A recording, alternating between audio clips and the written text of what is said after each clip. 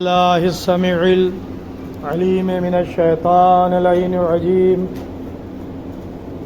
بسم الله الرحمن الرحيم.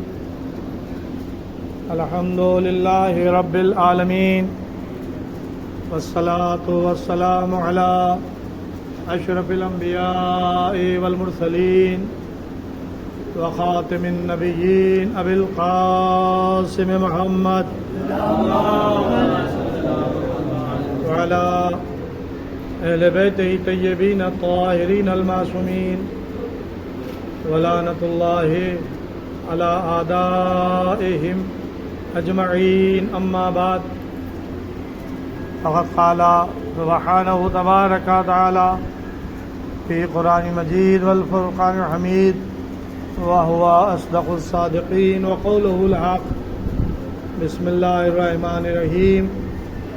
ان الدین عند اللہ الاسلام. صلوا علی محمد. عزیزوں، عظیم الشان قرآن کی آیت کریمہ ہے ہمارے دین کے لیے. ہمیں اللہ نے جس دین پر پیدا کیا ہے اس دین کی تعریف قرآن میں اللہ کر رہا ہے. چھوٹی سی آیت ہے، ان الدین، یقیناً دین، ان اللہ، اللہ کے نزدیک، اسلام ہے. بالکل سیدھی سی آیت ہے. ایک ایک جملہ عربی کا آپ حضرات کے ذہن میں محفوظ ہو جائے گا. انا جو ہے یہ حرف تحقیق ہے. اردو میں آپ حرف تحقیق کو جب استعمال کرتے ہیں تو اس میں آپ کہتے ہیں یقیناً، بے شک. یہ دو جملے حرف تحقیق میں استعمال ہوتے ہیں اردو میں. یقیناً، بے شک، یعنی کسی بات کی کو سمجھانے کے لیے یا اطمینان دلانے کے لیے. بے شک اس وقت سورج نکلا ہوا ہے، یقیناً اس وقت صبح ہے. اب یہ ظاہر ہے کہ یہ حرف تحقیق ہے. تو اللہ نے بھی حرف تحقیق سے کام لیا. اگر وہ یوں ہی کہہ دیتا کہ اللہ کے نزدیک اسلام پسندیدہ مذہب ہے تو کافی تھا، لیکن اس نے حرف تحقیق کے ساتھ آیت نازل کی کہ ان الدین، بے شک دین، ان اللہ، اللہ کے نزدیک اسلام ہے. اسلام یہ سب سے قدیمی مذہب ہے. ہم کسی مذہب کو اسلام سے قدیمی نہیں مانتے. دوسرے مذہب والے اپنے تاریخ کو بیان کرتے ہیں، لیکن میں یہ عرض کیا کرتا ہوں کہ آدم زمین پر آنے والے پہلے ہی انسان ہیں جو ابو البشر ہیں.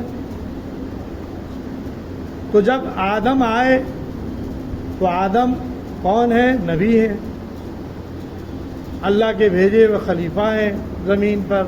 ملائکہ سے ہی تو کہا تھا کہ انی جاعل فی الارض خلیفہ، زمین پر میں خلیفہ بنانے والا ہوں، نائب بنانے والا ہوں. اور آدم کی خلقت ہوئی مٹی سے. ہاں، آدم سے پہلے ملائکہ تھے، اور میں نے عرض کیا تھا کہ جن بھی تھے. یعنی آدم سے پہلے جو مخلوق ہے وہ جن ہے اور ملائکہ ہیں. ملائکہ نوری مخلوق ہیں اور جن یہ ناری مخلوق ہیں، اور انسان آدم یہ مٹی والی مخلوق ہے. مٹی سے خمیر بنا، مٹی سے پیدا کیا پہلی دفعہ جناب آدم علیہ السلام کو.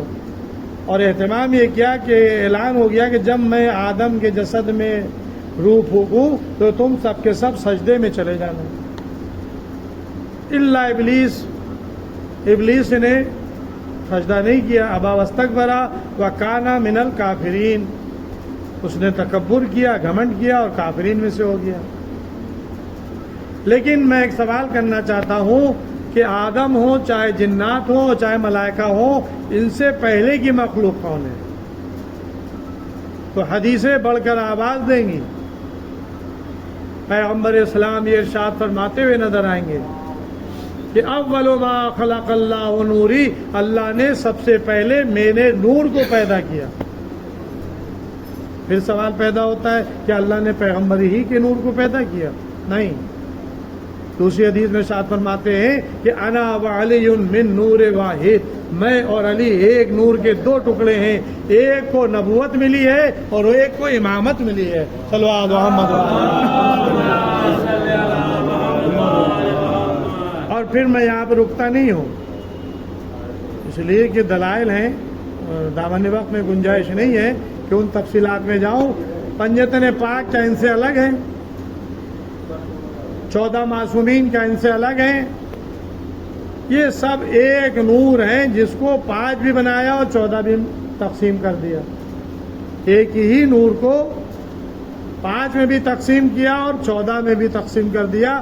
نسل حسین علیہ السلام سے پیدا ہونے والے 9 ائمہ وہ سب اہل بیت علیہ السلام میں ہیں اور یہ سب اول مخلوق ہیں.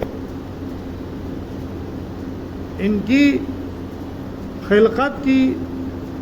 خلقت کا تعین ہی نہیں کیا جا سکتا کہ انہیں کب پیدا کیا گیا.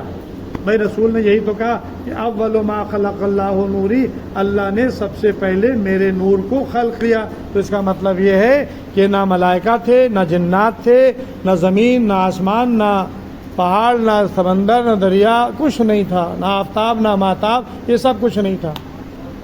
اور اس کی وضاحت، اس کی دلیل حدیث قصہ میں آپ سنتے رہتے ہیں کہ خداوند عالم نے خود کہا.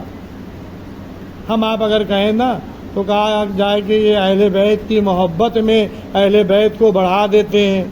تو بھائی ہم اہل بیت کی محبت میں اہل بیت کو بڑھاتے نہیں ہیں. ہم تو اہل بیت کا تعارف وہی کرتے ہیں جو اللہ نے کروایا ہے. اللہ نے کیا تعارف کرایا؟ اعلموا یا ملائکتی و سکانہ سماواتی، اے میرے ملائکہ، اے آسمانوں میں رہنے والوں، کیا تم جانتے ہو کہ انی ما خلقت سماء مبنیۃ ولا ارضا مدیۃ ولا قمرا منیرا ولا شمسا مضیۃ ولا فلکا یدور ولا بحرا یجری ولا فلکا تجری الا فی محبت ہؤلاء الخمسۃ الذین هم تحت الکساء. صلو علی محمد.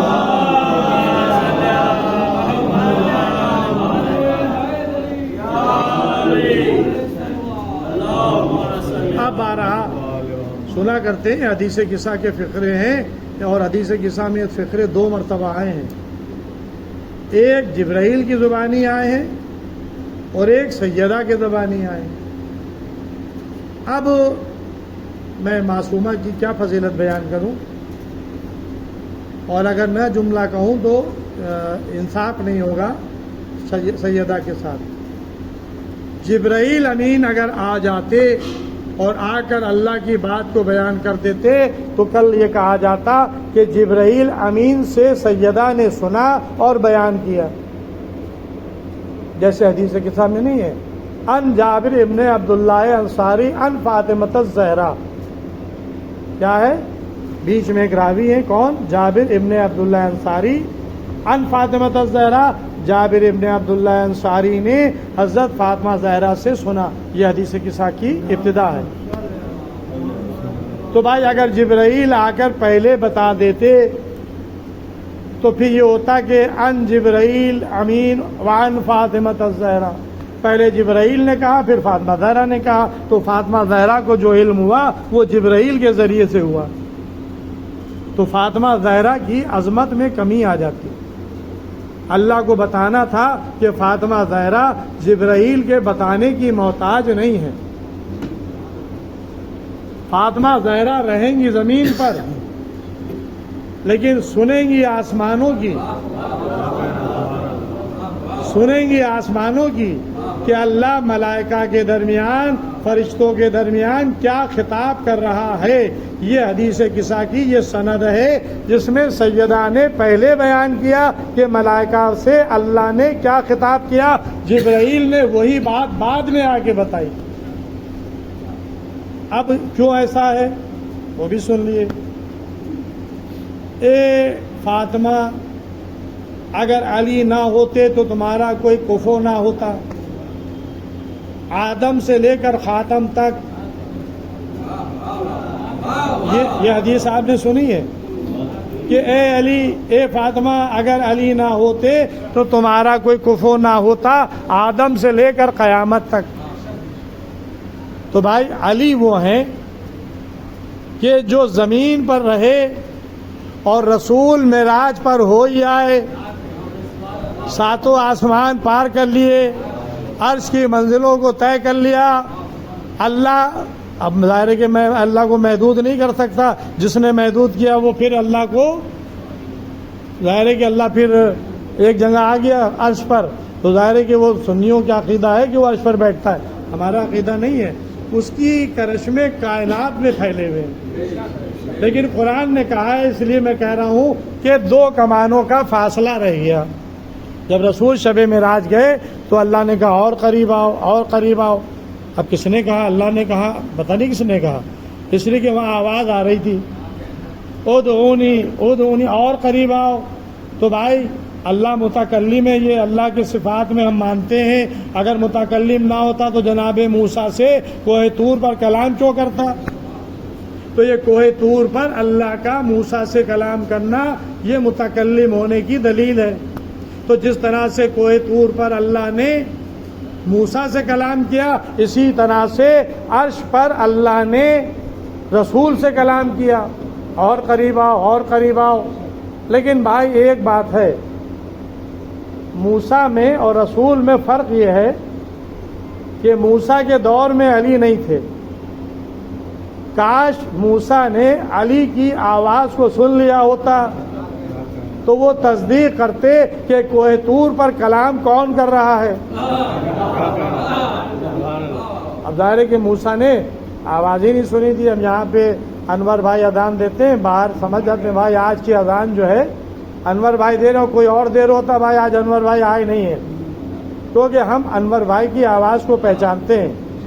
اور جو غیر آدمی آئے چاہے کوئی اذان دے، وہ سمجھ نہیں پائے گا کہ یہ کون اذان دے رہا ہے، انور بھائی دے رہے ہیں یا کوئی اور دے رہا ہے۔ تو بھائی موسیٰ کے زمانے میں علی تھے نہیں، اور موسیٰ سے کوہ طور پر کلام کیا۔ اللہ نے کہا کہ انا اللہ، میں اللہ بول رہا ہوں۔ جھاڑیوں میں سے روشنی پیدا ہو رہی تھی اور وہاں سے آواز آ رہی تھی، اے موسیٰ نالین اتار دو، تمہارے ہاتھ میں کیا ہے؟ یہ سب بات چیت جناب موسیٰ میں ہوئی، قرآن میں سورہ طٰہٰ میں موجود ہے، پڑھ لیے آپ۔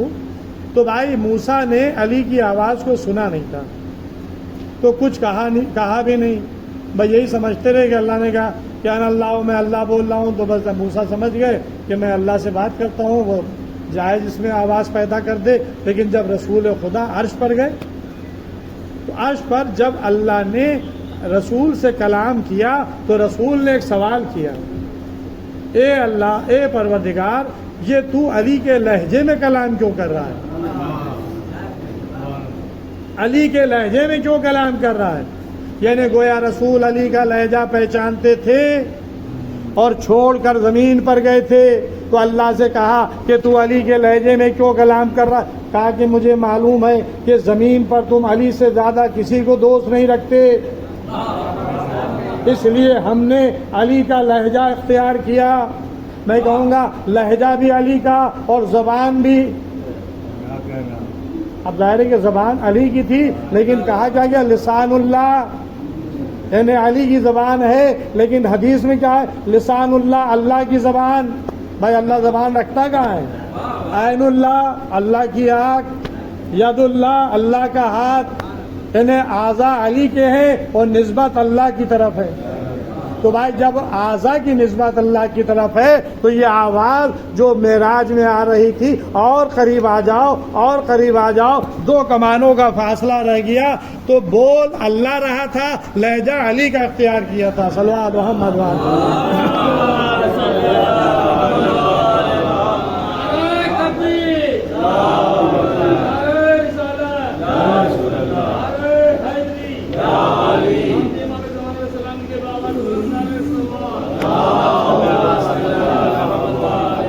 بس ابھی تو ظاہر ہے کہ ہاں بات یہاں پہ تھی جو آگے بڑھ گئی معراج کی طرف۔ علی کا رسول فاطمہ زہرا کا کوئی کفو نہ ہوتا اگر علی نہ ہوتے۔ رسول معراج سے واپس آ گئے۔ اب یہ بھی رسول کا معجزہ ہے، پانی وضو کا سوکھا نہیں، بستر ٹھنڈا نہیں ہوا، دروازے کی زنجیر ہلتی رہی، گئے بھی اور آ بھی گئے، گئے بھی آ بھی گئے۔ تو اگر رسول خود سے گئے ہوتے تو ہمیں شک ہوتا۔ اللہ سورہ اسراء میں کہہ رہا ہے کہ وہ اپنے بندوں کو راتوں راتا لے گیا۔ جب وہ لے گیا تو بظاہر ہے کہ ہمیں شک نہیں ہے، وَهُوَ عَلَىٰ كُلِّ شَيْءٍ قَدِيرٌ، وہ ہر شے پر قادر ہے۔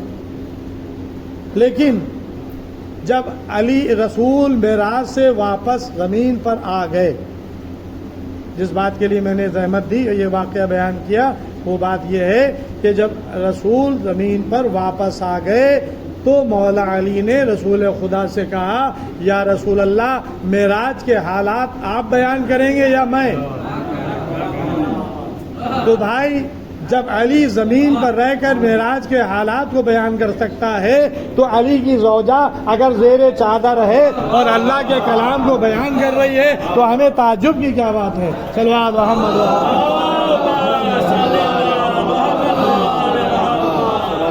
تو فاطمہ زہرا نے کلام جبرائیل امین کے آنے سے پہلے بیان کیا کہ اللہ نے یہ ارشاد فرمایا ہے کہ اگر ہم زمین کا فرش نہیں بنایا، آسمان کا شامیانہ نہیں لگایا، بہتے ہوئے دریاؤں کو نہیں خلق کیا، دریاؤں میں کشتیوں کو نہیں روا کیا، ہم نے یہ روشن آفتاب اور ماہتاب نہیں پیدا کیے، الا فی محبت ہؤلاء الخمسۃ الذین ہم تحت الکساء، صرف ان 5 کی محبت میں جو اس وقت چادر کے نیچے جمع ہے۔ یہ کون کہہ رہا ہے؟ اللہ کہہ رہا ہے۔ بس عزیزوں، 5 میں مرکزی حیثیت کس کو حاصل ہے؟ ہم فاطمۃ ابوہا و بالھا و بنوہا، اس میں فاطمہ زہرا ہیں، ان کے شوہر نامدار ہیں، ان کے پدر بزرگوار ہیں اور ان کے فرزند ہیں۔ تو مرکزیت حضرت فاطمہ زہرا کو حاصل ہے۔ بس عزیزو، حدیث قصہ کا ذکر آ گیا، فاطمہ زہرا کا ذکر آ گیا، تو ظاہر ہے کہ جب دادی کا ذکر ہوگا تو پوتی کا بھی تذکرہ ہوگا۔ فاطمہ زہرا حسین کی ماں ہے اور جناب سکینہ حسین کی بیٹی ہے۔ جب مدینے سے چلی تھی تو 3 سال کی تھی، اور جب قید خانے میں تھی تو 4 سال کی ہو چکی تھی۔ روایت میں کہ 4 سال کی بچی زندان شام میں گھٹ گھٹ کر مر گئی۔ یہاں کے منتظم اور متولی صاحب نے آپ کے سامنے یہ مرقد مطہر کی شبی جناب سکینہ کی بنائی ہے، آپ زیارت کرتے ہیں، یہاں کھڑے ہو کر ان کے توسل سے دعا کیجیے۔ یہ بھی ایک باب الحوائج کا لقب ان کو ملا ہے۔ جناب علی اصغر ہیں، جناب عباس علیہ السلام ہیں، امام موسیٰ کاظم علیہ السلام ہیں اور جناب سکینہ، یعنی ان کی بارگاہ میں بھی دعائیں مستجاب ہوتی ہیں۔ لیکن مزیدو مجھے زیادہ عرض نہیں کرنا ہے، جناب سکینہ کے اس عمر میں مصائب بہت ہیں، بیان نہیں کر سکتا، قاصر ہوں۔ بس اتنا سن لیں کہ شام وہ شہر ہے جہاں 3 منزلوں سے اہل بیت کو گزارا گیا۔ ایک بازار شام، ایک دربار شام اور ایک زندان شام۔ جو لوگ گئے شام انہوں نے دیکھا ہے، ایک سرا ادھر ہے جو بازار میں داخلے کا ہے، 2 رویاں بازار ہے، نیچے دکانیں، اس کے اوپر دکانیں، اور ایک سرا جو اس کا ختم ہوتا ہے وہ دربار یزید کے قریب جو گیٹ ہے، دروازہ ہے، جس کو باب سعاد کہا جاتا ہے، وہاں پر ختم ہوتا ہے۔ ان بیویوں کو، ان شہزادیوں کو جو رسن بستہ تھی، سربراہنہ تھی، اس بازار سے گزارا گیا جہاں دکانوں میں شیشہ لگے ہوئے تھے، آئینہ بندی تھی، تماشائیوں کا مجمع تھا، لوگ صدقے کے کھجوریں یہ ان کی طرف پھینک رہے تھے۔ عزیزوں، جب دروازے پر قافلہ آیا تو 3 دن ٹھہرایا گیا۔ کیوں؟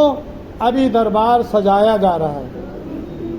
جب دربار سج گیا تو یہ اہل حرم دربار میں لائے گئے، یزید کے سامنے ان کو کھڑا کیا گیا۔ ایک رسن میں 12 گلے تھے، ان 12 گلے میں ایک 4 سال کی بچی کا گلا دیکھا۔ روایت میں کیا ہے، 12 گلے، یعنی یہ رسن جو تھی ہاتھوں میں نہیں بندھی ہوئی تھی، یہ گلوں میں بندھی ہوئی تھی، اور 4 سال کی بچی کے بھی گلے میں تھی۔ جب یزید کے سامنے پیش کیا گیا تو جناب سکینہ کے 2 ہاتھ، ایک ہاتھ چہرے پہ تھا اور ایک ہاتھ گلے پہ تھا۔ یزید نے پوچھا کہ یہ تمہارا ایک ہاتھ چہرے پہ کیوں ہے، ایک ہاتھ گلے پہ کیوں ہے؟ کہا کہ میرے ماں بہنوں پھوپھیوں کے بال سر کے اتنے بڑے ہیں کہ انہوں نے اپنے چہروں کو اپنے بالوں سے چھپا لیا ہے، میرے سر کے بال اتنے بڑے نہیں ہیں، لہٰذا میں اپنے چہرے کا پردہ اپنے ہاتھ سے کیے ہوئے ہوں۔ کہا کہ یہ گلے پہ کیوں ہاتھ ہے؟ کہا کہ تیرے یہ سپاہیوں نے میرے گلے کو اتنی زور سے باندھا ہے کہ میرا گلا گھٹا جا رہا ہے۔ تاریخ کے جملے ہیں کہ جناب سکینہ کے گلے میں رسن تھی اور بیویاں سر جھکائے ہوئے کھڑی ہوئی تھی، اس لیے کہ اگر بیویاں سیدھی کھڑی ہوتی ہیں تو جناب سکینہ زمین سے بلند ہو جاتی ہیں۔ بیویاں سر جھکائے ہوئے کھڑی ہوئی تھی۔ بس عزیز و بہت سے مناظر ہیں، سب کو میں چھوڑ رہا ہوں۔ دربار شاہ کے بعد یہ قافلہ ایک خرابے میں، ایک مکان میں قید کر دیا گیا۔ تاریخ نے لکھا یہ گھر، یہ مکان، یہ قید خانہ ایسا تھا کہ جس کی چھت نہیں تھی، دن کی دھوپ اور رات کی اوس، جاڑوں کا زمانہ بھی اس کا کھانے میں گزر گیا اور گرمیوں کی دھوپ بھی گزر گئی۔ بیویوں کے چہرے متغیر ہو گئے تھے۔ جملہ تاریخ میں ہے، جناب سکینہ قید خانے کے در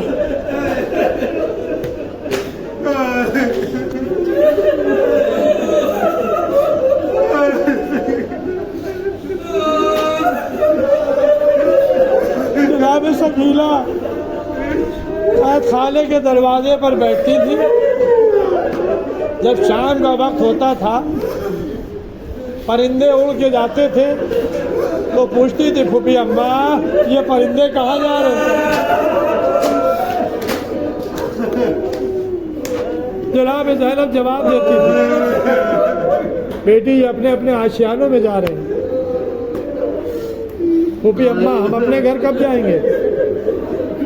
بس عزیز اب مجلس پڑھی نہیں جا رہی مجھ سے۔ وہ بیوی جو وطن جانے کی تمنا رکھتی تھی آج 10 سفر ہے۔ جناب سکینہ کی صفِ ماتم بچھی بھی، آپ سیدہ کو پرسہ دیں، جناب رباب کو پرسہ دیں، جناب زینب کو پرسہ دیں، سید الشہداء حسین کو ان کی لاڈلی کا پرسہ دے۔ عزیزو وصیت کی تھی پھوپھی اماں اگر میں مر جاؤں تو یزید سے کفن نہ لیے گا، اسی پھٹے ہوئے کرتے میں دفنا دیے گا۔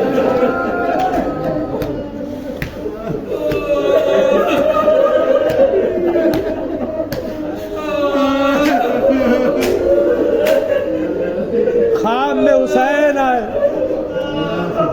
بیٹی سکینہ تم نے بڑے مصائب برداشت کی، اے بیٹی میں تمہیں لینے آیا ہوں، تمہیں اپنے ساتھ لے کر جاؤں۔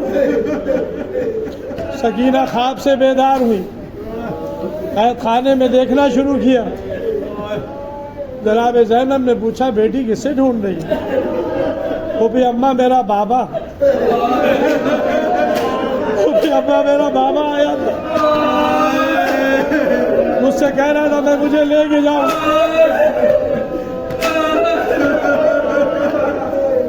بیویاں سمجھ گئی، سکینہ نے باپ کو خواب میں دیکھا، بیویوں میں کوہرام بپا ہوا، آواز قصر یزید تک گئی۔ یزید نے ایک شخص کو بھیجا کہ جاؤ دریافت کرو قید خانے میں بیویاں کیوں رو رہی ہیں۔ اس نے جا کر بتایا حسین کی 4 سالہ بچی نے اپنے بابا کو خواب میں دیکھا۔ عزیزوں، بچی کو کیسے تسلی دی گئی، کیسے دلاسا دیا گیا۔ حسین کا کٹا ہوا سر پشت طرح میں رکھ کر زندان شام میں بھیج دیا گیا۔ سر حسین زندان شام میں آیا، سکینہ نے باپ کے سر کو دیکھا، منہ پر منہ رکھ دیا۔ مجھے نہیں معلوم سکینہ نے کیا بیان کیے ہوں گے۔ بابا آج کے بعد کانوں سے گوشوارے چھین لیے گئے، بابا سر سے چادر چھین لی گئی، بابا منہ پر تماچے مارے گئے، بابا اونٹ کی پشت پر سوار کیا گیا، بابا کربلا سے کوفے سے شام۔ بس عزیزوں، بیوی روتے روتے مصائب بیان کرتے کرتے خاموش ہو گئی۔ جناب زینب آگے بڑھی، چاہتی تھی کہ بچی کو ہٹا دے باپ کے سر سے۔ اب جو ہاتھ نس پہ گیا، کیا دیکھا کہ بیوی کی روح گلشن جنت کو پرواز کر رہی۔ ایک تازہ صدمہ بیویوں پر اور ٹوٹ پڑا۔ زندان شام، بیوی کی شہادت، یزید کا پیغام آیا، جو چاہیے وہ بتاؤ، لیکن لاش زندان سے باہر نہیں نکلے گی، یہیں دفن کر دیا جائے۔ اس بھائی پر کیا گزری ہوگی جس کی بہن کا لاشا زندان شام میں پڑا ہو، اور بھائی کے ہاتھوں میں ہتھکڑیاں ہو، پیروں میں بیڑیاں، گلے میں توق خاردار، ننھی سی قبر کھدی، سکینہ کو اسی کرتوں میں دفنایا گیا۔ بس عزیزو، چوتھا امام کھڑا ہوا، بہن کی لاش لے کر آگے بڑھا، قبر کے قریب آئے، 2 ہاتھ قبر سے نمودار ہوئے، لاؤ میری امانت کو مجھے دے دو۔ سکینہ کو سپرد خاک کیا۔ بس عزیزو، مجلس تمام ہو گئی۔ سکینہ کی شہادت کے بعد بیویوں کو رہا کر دیا گیا۔ اس کے بعد صف ماتم بچھی، 6 دن تک کے ماتم ہوا۔ قافلہ شام سے چلنے لگا۔ ایک مرتبہ 80 اہل حرم پھر زندان شام کے دروازے پر آئے۔ جناب زینب ناقے سے اتر کے سکینہ کی قبر پہ ہاتھ رکھ کے کہا، اے بچی سکینہ، تم کہا کرتی تھی پھوپھی اماں ہم اپنے گھر کب جائیں گے؟ اے بیٹی، ہمیں رہا کر دیا گیا، ہم اپنے وطن جا رہے ہیں۔ آج ہم نئی خبر سکینہ سے آواز آئی ہو، پھوپھی اماں خدا حافظ، پھوپھی اماں جب کربلا جائیے گا تو میرا سلام میرے بابا کو پہنچا دیجیے۔